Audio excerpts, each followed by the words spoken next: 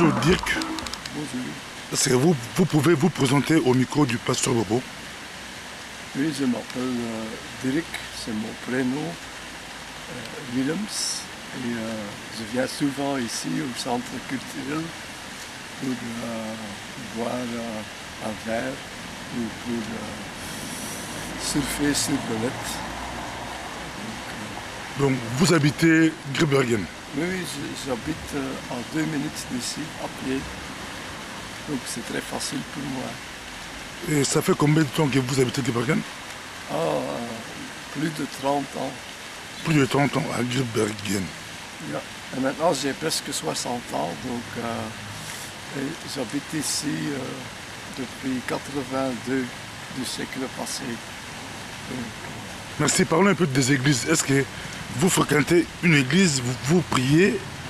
non, pour le moment, quand j'étais jeune, j'étais obligé d'aller chaque dimanche à la messe.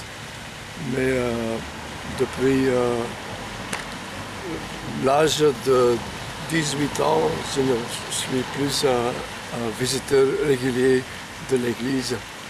Donc, il y a déjà longtemps que j'ai encore visité ou fréquenté une église. Maintenant, en Belgique ou en Europe, il y a beaucoup d'églises d'origine africaine, brésilienne ou autre. Est-ce qu'on vous a déjà prêché la parole de Dieu? On vous a déjà parlé de Jésus-Christ? Oui, on a essayé cela, mais il paraît que ces églises ont plus de visiteurs que les églises catholiques des Flamands et des Wallons et des Bruxellois. Donc il paraît que les églises de l'église de Pinkster, ou quelque chose comme ça, Pinkster, en néerlandais on dit de Pinkstergemeenschap, mais je ne connais pas la traduction en français. Depuis Pinkster? Pinkster. Pinkstergemeenschap. Oui. Donc il paraît. Comme les pentecôtistes. Est-ce que toi, on t'a déjà invité?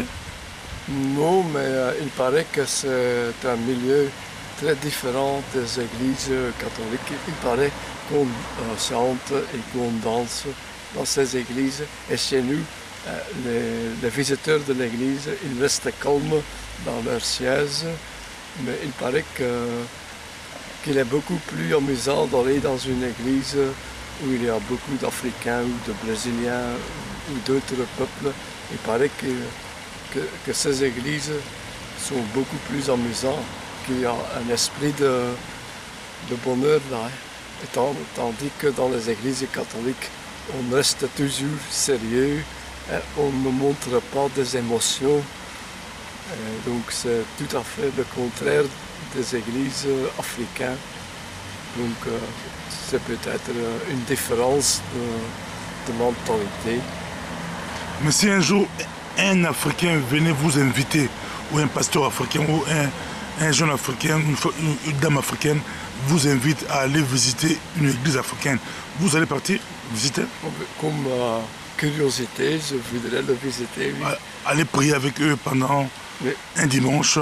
Mais je crains que pour les gens originels de la Belgique, c'est très difficile d'entrer dans une église où on montre ses émotions.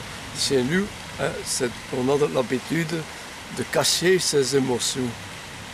On essaie d'éviter de rire et tout cela, ou de pleurer, le contraire. Donc on cache ses émotions. Et il paraît que chez les Africains, c'est le contraire. Donc ils montrent ce qu'ils sentent. Et pour un Européen, ce n'est pas évident de faire ce changement. Hein. Donc je veux bien visiter une église africaine, mais j'ai peur que les Africains vont se fâcher parce qu'ils ne vont rien voir sur mon visage. Mon visage va rester muet. Hein. Ils ne vont pas voir à mon visage si je suis content ou si je suis mal content. Alors, pour nous, on cache ses émotions. C'est la grande différence entre nous et les autres peuples. Alors, on m'a dit cela. Hein, Mais quand vous allez dans des stades, vous montrez vos émotions en criant. Quand le but est là, c'est la joie, tout le monde crie. Oui, mais ce sont... Mais à l'église, c'est différent. Mais, c'est-à-dire, ceux qui visitent les stades, c'est une partie de la société qui montre plus ses émotions, oui, c'est vrai. Ils vont donc crier quand on fait un goal et cela. Mais cela n'est pas valable pour les autres gens de la société. Donc c'est une différente partie de la société qui va vers les stades de foot.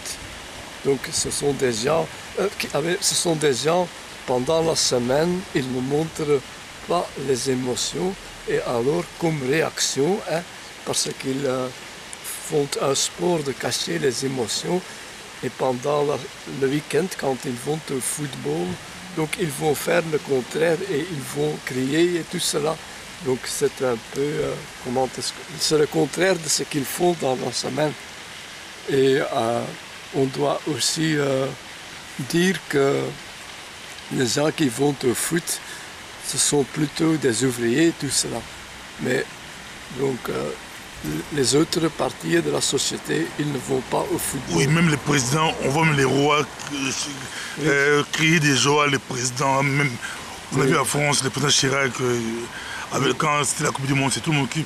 Mais si un jour, moi j'aimerais bien vous inviter, visiter une église africaine. Oui, j'ai compris.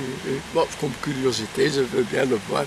Mais il y a une crainte en moi que les autres Africains qui sont là, qu'ils ne vont pas être contents avec le fait que je ne peux pas... Non, je veux leur dire que j'ai invité Dirk, il vient juste assister, donc il va pas montrer ses émotions, mais il va écouter l'importance, il va écouter les chants, il va écouter la parole. Oui. C'est ça qui est important. Mais je vais avoir des difficultés pour montrer si je suis content ou si je ne suis pas content. Là, ça restera entre toi et moi. Après, tu pourras me dire que comment ça a été. Ça, oui, mais cela, c'est pas grave. Cela, c'est un obstacle pour beaucoup d'Européens. Ils craignent que quand ils entrent dans ces églises, qu'ils ne vont pas être capables de participer. Donc, dans leur éducation, ils ont appris que ce n'est pas, même dans mon temps, quand moi j'étais jeune, ce n'était pas fait de montrer ses émotions. Donc, même quand on raconte une blague, c'était défendu de rire. Donc, bon, maintenant, une dernière question. Quel conseil pouvez-vous donner aux églises africaines ou latino qui sont ici en Europe? Comment ils peuvent faire pour gagner ou inviter des Européens, avoir des Européens dans leurs églises? Oui, que doivent-ils faire? Oui, c'est un peu... Je crois que... Selon toi? Je crois qu'il y a une grande différence de mentalité.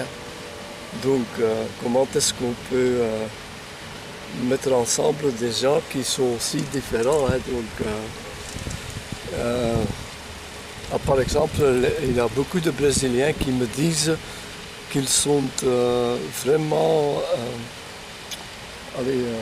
qu'ils sont touchés par le fait que les Belges ne montrent jamais leur émotion, qu'ils ne sont pas capables de danser et cela. Ils ont l'impression que les Européens, ce sont des gens sans émotion. Tandis que les Brésiliens, parce que je parle des Brésiliens parce que je connais quelques Brésiliens, et ils trouvent que les Belges sont des gens tristes, qu'ils ne peuvent pas rire, qu'ils ne peuvent pas même pleuvoir, qu'ils sont toujours stables, que ce sont des morts vivants. En tout cas, merci beaucoup. Dirk, bedankt. Dirk, je spreekt goed Nederlands. Bedankt de volgende keer. En bericht in Nederlands. Ja, donc, ik hoop dat de Afrikanen en de Brazilianen en de Vlamingen en de Walen en de Brusselaars en de Duitsstaligen ook een goede dag ongeveer gelijk zullen zijn, maar dat zal waarschijnlijk niet gebeuren. Merci. Peut-être que c'est à cause du climat. Hein. Quand on vit dans un climat où il fait toujours froid, où il n'y a pas beaucoup de jours avec du soleil comme aujourd'hui, cela a son influence sur le caractère. Des gens. Merci. Hein. Heureusement, aujourd'hui il fait beau. On est dehors, il fait très beau. Merci. Il n'y a pas beaucoup de jours comme ça. Hein. Merci. Ouais.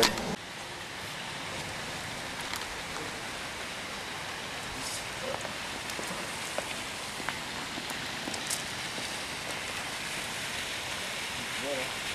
Oh.